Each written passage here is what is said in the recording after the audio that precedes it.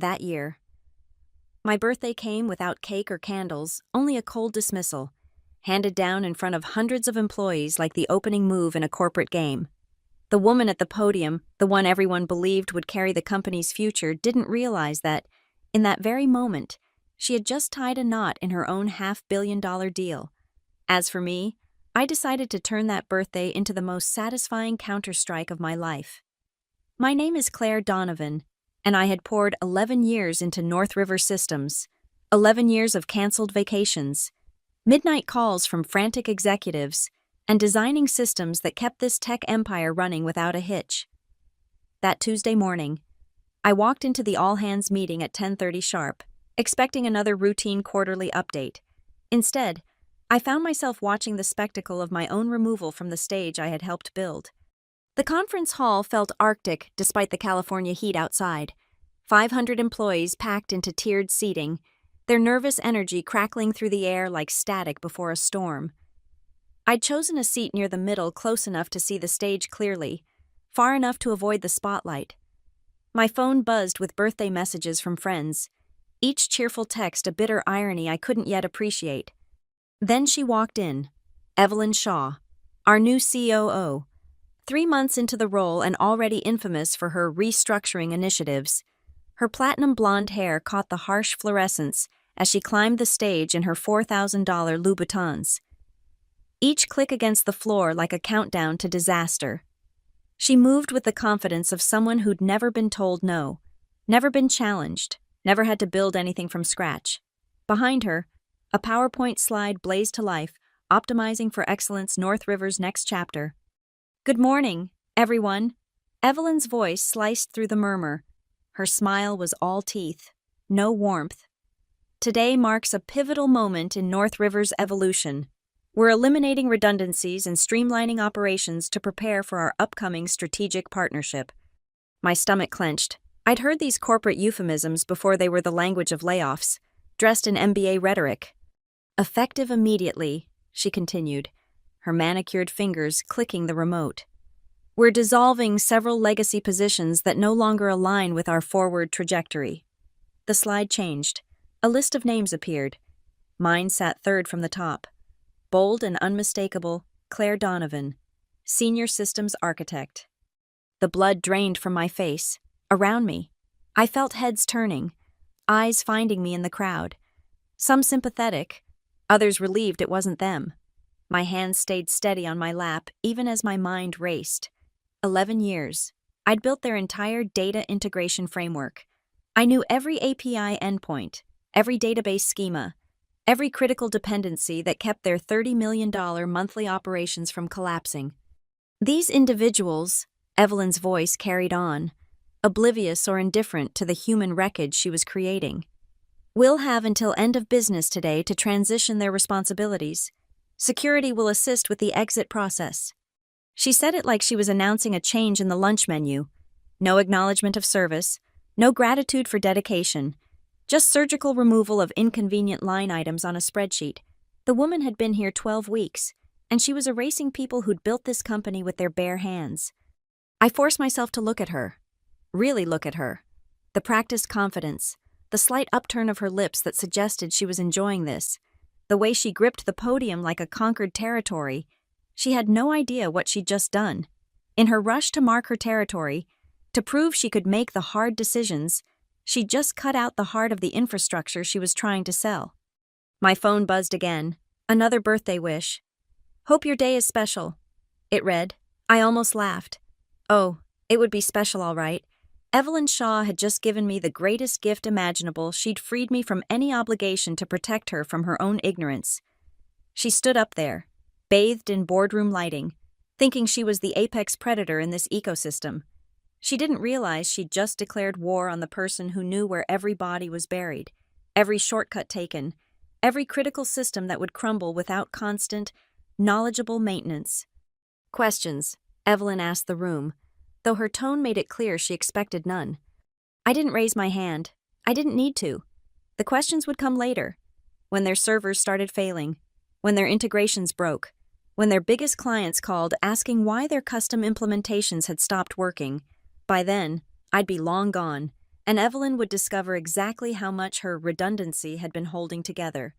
I stood up quietly, smoothing my dress, and walked toward the exit with my head high. Behind me, Evelyn had moved on to discussing synergies and growth opportunities. I didn't look back.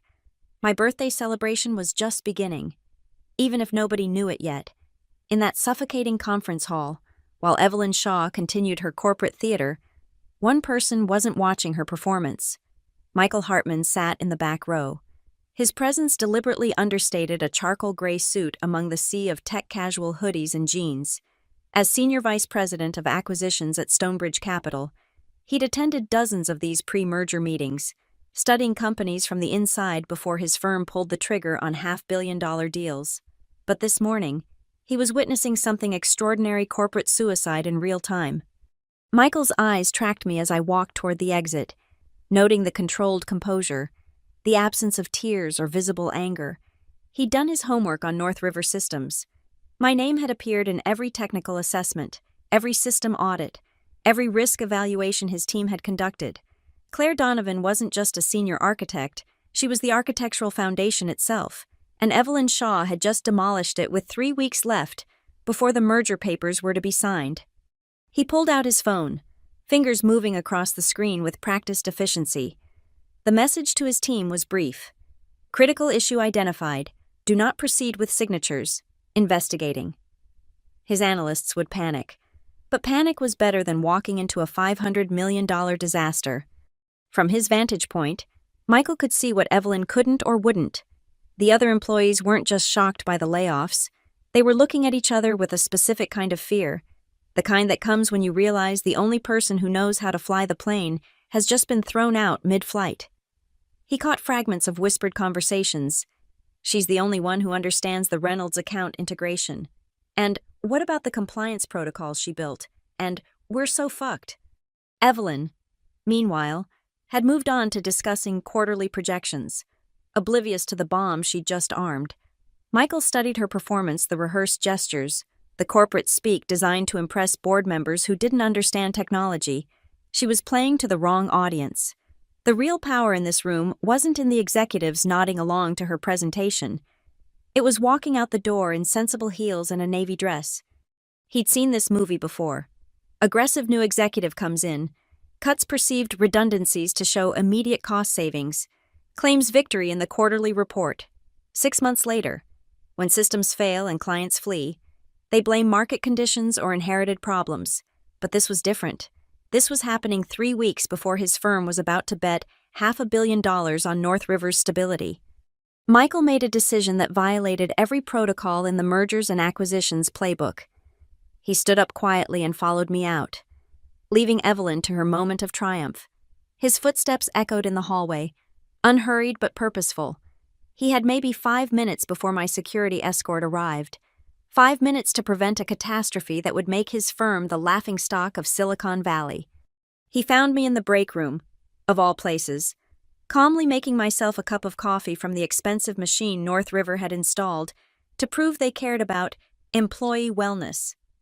My hands were steady as I pressed buttons with the muscle memory of someone who'd done this 1,000 times before.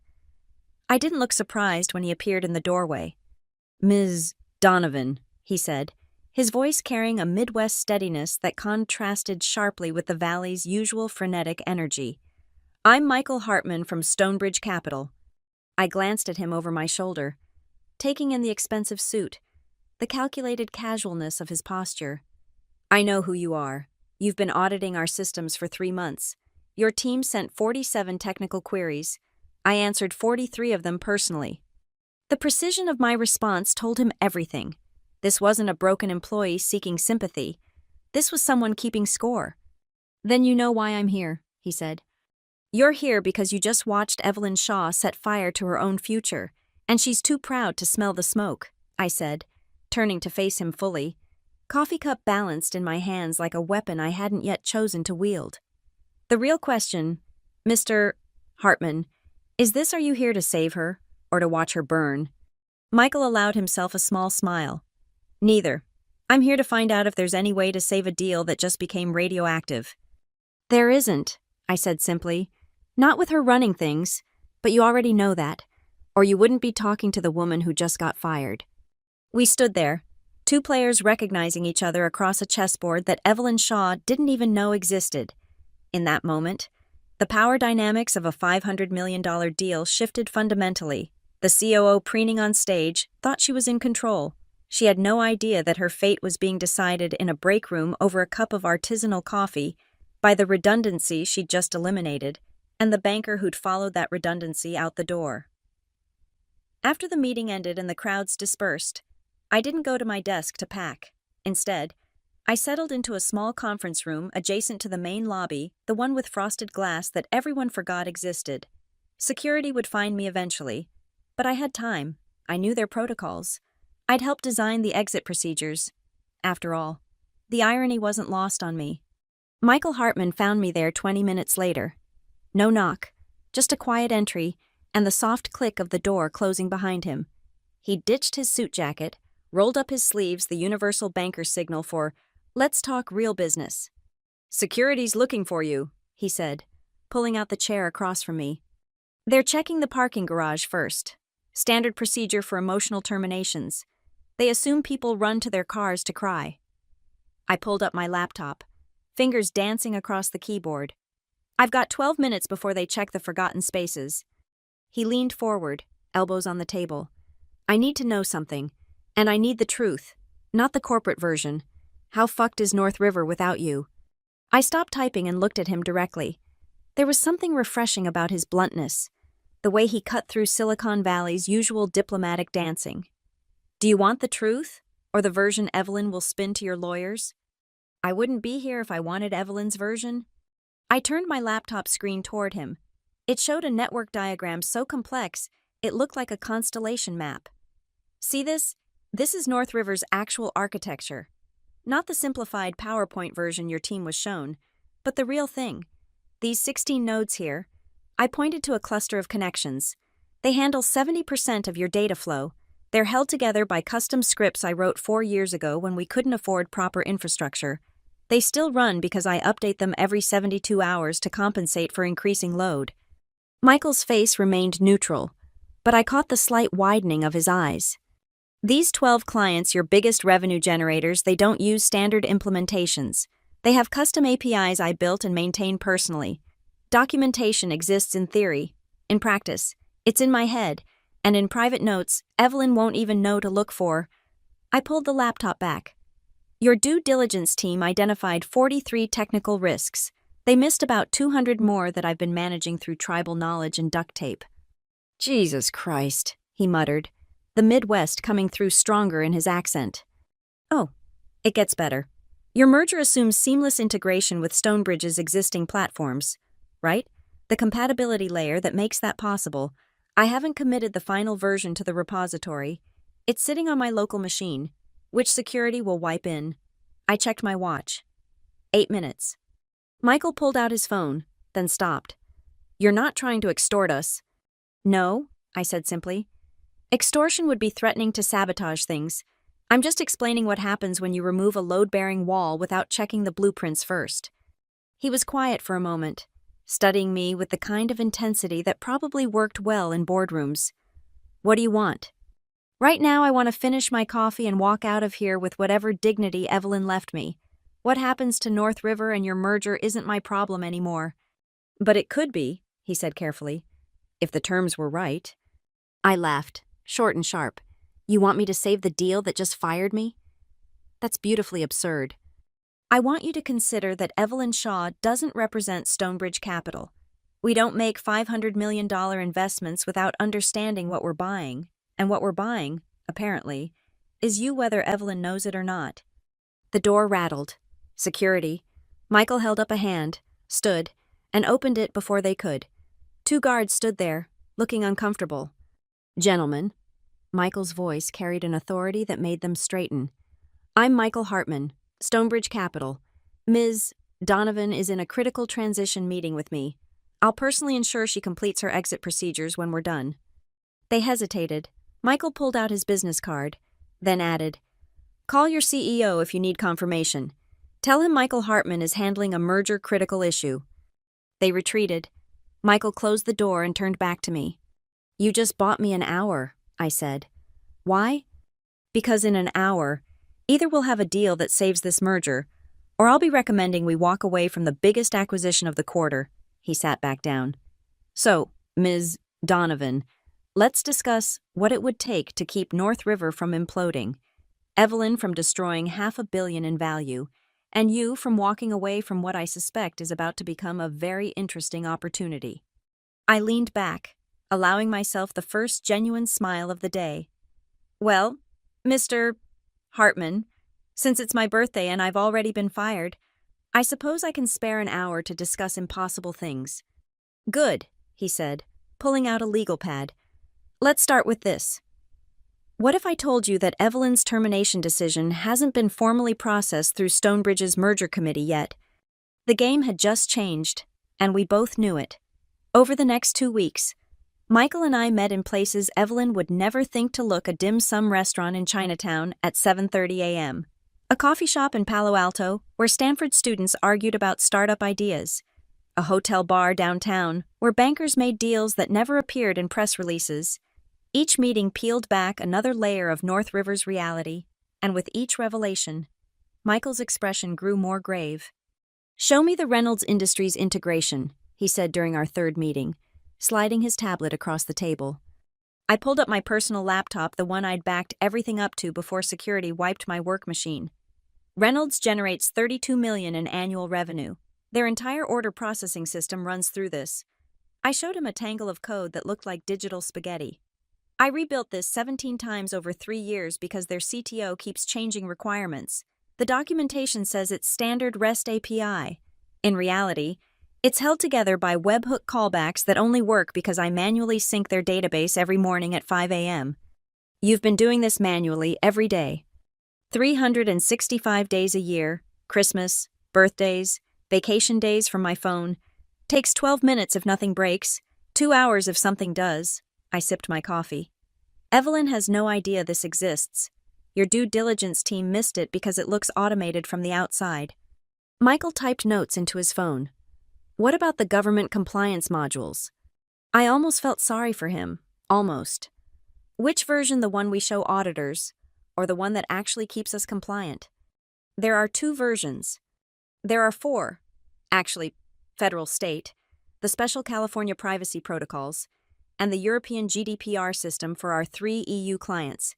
They're supposed to talk to each other. In reality, I run a reconciliation script every Friday at 11 p.m. to prevent conflicts. The script isn't documented anywhere because legal didn't want a paper trail of how creatively we interpret certain regulations. He rubbed his temples. How the hell has this company been valued at $500 million? Because I'm very good at my job, I said simply. Was very good at my job. Michael's phone buzzed. He glanced at it, and his expression shifted. My team just flagged something interesting. 3 of your major clients have escape clauses in their contracts triggered by significant technical leadership changes. Did you know about this? I wrote those clauses, I admitted. 2 years ago, when the previous management tried to outsource my department, I wanted insurance. Insurance that Evelyn just activated by firing you. He looked at me with something between admiration and disbelief. You're telling me 3 major accounts worth $90 million could walk the moment your termination is official? 4 accounts. Actually, Harrison Dynamics has the same clause, but it's buried in an addendum your team probably hasn't reviewed yet. I pulled up another document. $120 million in total recurring revenue. Gone the moment I'm officially off the books. Michael stood up, paced to the window, then turned back. You could have led with this, day 1. You could have told me about these clauses and leveraged them. I wanted you to understand the full picture first. The clauses are just paper. The real leverage is that without me, North River becomes a very expensive disaster. Even if those clients stayed, which they won't, the systems would fail within 6 weeks, 8 weeks maximum if you hired every contractor in the valley. And Evelyn has no idea. Evelyn thinks technology runs itself. She sees engineers as interchangeable parts, widgets you can swap out to reduce costs. She's about to learn that some widgets are actually cornerstones. Michael sat back down, his banker's composure finally cracking. We close in 10 days. If this comes out after the merger, Stonebridge owns a $500 million lemon. Your firm's reputation tanks. And Evelyn gets to blame the due diligence team for missing critical dependencies. I closed my laptop. Or you recognize that I'm not the problem here. I'm the solution. The question is whether Stonebridge is smart enough to see that before the papers are signed. He leaned forward. What would it take, honestly? What would it take to keep you involved? I don't want my job back. That bridge is ash. But a consulting agreement, independent contractor status with the authority to manage the transition properly, that's a conversation worth having. Terms. 6-month minimum. My hourly rate is $700, and I report directly to Stonebridge, not to Evelyn. I won't work under someone who threw me away like garbage on my birthday. $700 an hour. His eyebrows rose. That's the discount rate. Market rate for someone who can prevent $120 million revenue loss is closer to $1,000. But I'm feeling generous. It's been an educational 2 weeks. Michael pulled out his phone again, typed quickly. I'm calling an emergency meeting with our senior partners tonight. Can you prepare a technical assessment? The real one, not the sanitized version. Already done. I slid a USB drive across the table. 40-page report detailing every critical dependency, every undocumented system, every risk Evelyn created when she decided I was redundant. There's also a projection of system failure timelines and revenue impact analysis. He picked up the drive like it was made of plutonium. You've been planning this. I've been prepared. There's a difference. I learned long ago that when someone underestimates you that badly, the best revenge is letting them face the consequences of their own ignorance. I'm just providing the documentation. Evelyn Shaw's unraveling began with small things. First, the Reynolds Industries account manager stopped returning her calls. Then, the head of engineering mentioned that 3 critical system updates had failed over the weekend. By Monday of week 3, what started as minor inconveniences had evolved into full-blown panic. I watched it all unfold from my apartment. Laptop open to LinkedIn, where former colleagues were posting thinly veiled updates. Anyone know a good systems architect asking for a friend? Interesting times at North River. Stay tuned. When you realize what you've lost, only after it's gone. #tech leadership, #lessons learned. My phone had been silent for exactly 3 days after my termination. Then the texts started. First from my former team, carefully worded to avoid legal issues. Hey Claire, quick question about the Patterson API. Then from middle management. Could you possibly share that documentation for... By day 10, I had 17 missed calls from various VPs and one increasingly desperate series of voicemails from the CTO. I responded to none of them. But Tuesday morning of week 3, my phone rang with a number I didn't recognize. Against my better judgment, I answered. Claire, it's Emma from HR. Emma Fitzgerald. We'd worked together for 8 years. She'd sent me a birthday card every year. Even remembered my cat's name. She sounded exhausted. Hi, Emma. I'm calling unofficially, completely off the record. Can we talk? I'm listening. Evelyn is... struggling. The Reynolds integration failed yesterday. The client is threatening to pull out. The government compliance audit is next week, and nobody can find the reconciliation protocols. She's been in meetings all morning, and your name keeps coming up. I'm sure it does. Claire, she wants to reach out to you. She's asked me to facilitate a meeting. I laughed, actually laughed. She fired me in front of 500 people on my birthday. Emma, she called me redundant. Now she wants a meeting. I know how it looks, but the merger is in 7 days and suddenly I'm not so redundant anymore. Emma's silence said everything. Tell me something, Emma. Has she admitted she made a mistake? Has she even once acknowledged that maybe, just maybe, she should have understood what I did before throwing me away? She's focused on solutions. So no. Claire, please, the entire company is at stake here. People's jobs. Were at stake when she fired me too. Where was this concern then? I softened my tone. Emma wasn't the enemy. Look, I appreciate you calling, but Evelyn made her decision. She was very clear that North River was moving forward without me, so let them move forward. She's authorized me to make you an offer, full reinstatement, a 20% raise, And a formal apology. No. No, Claire. Please think about. I have thought about it. For 3 weeks. I've thought about nothing else. She humiliated me. Emma. She stood on that stage and destroyed 11 years of my life without a second thought. Now that her incompetence is showing, she wants me to come save her. No. What if she called you personally? I wouldn't answer. Emma sighed. I had to try. For what it's worth. Half the engineering team threatened to quit when they heard you were gone. Evelyn had to promise them bonuses to stay. Bonuses she won't be able to pay when the merger falls through. You know about that. I stayed silent. Claire, there are rumors. People are saying you're talking to Stonebridge directly, that you have some kind of deal with them. People say a lot of things. Is it true? Goodbye, Emma. Take care of yourself, and update your resume. You're going to need it. I hung up and immediately texted Michael. She's panicking. Emma from HR just called with a reinstatement offer. His response was instant. Don't answer any more calls. Partners meeting tonight. Your report caused quite a stir. 2 hours later, my phone rang again. This time, it was Evelyn herself. I let it go to voicemail and listened to her message. Claire, this is Evelyn Shaw. I believe there have been some misunderstandings about your transition from North River. I'd like to discuss opportunities for you to remain involved with the company in a capacity that better utilizes your skills. Please call me back at your earliest convenience. Misunderstandings. Transition. Better utilizes your skills. Not a single word of apology.